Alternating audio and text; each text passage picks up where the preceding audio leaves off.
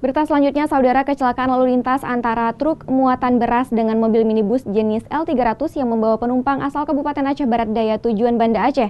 Akibatnya 10 orang mengalami luka parah dan terpaksa harus dilarikan ke Rumah Sakit Umum Cut Nyak Dien untuk mendapat pertolongan medis.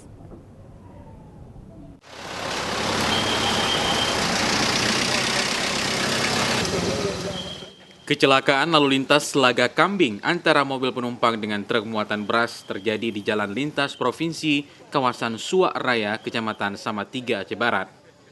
Kecelakaan terjadi diduga akibat sopir truk angkutan beras yang melaju dari arah Banda Aceh tujuan Aceh Selatan mengantuk, sehingga truk yang dikemudikannya keluar jalur saat di tikungan dan menabrak minibus penumpang yang melaju dari arah berlawanan.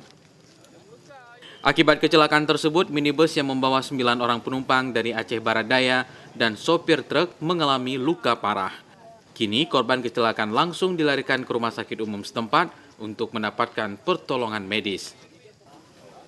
Pasca kejadian, polisi lalu lintas dari Polres Aceh Barat langsung diturunkan ke lokasi untuk melakukan identifikasi penyebab kecelakaan. Polisi juga mengatur arus lalu lintas yang sempat macet di lokasi kejadian.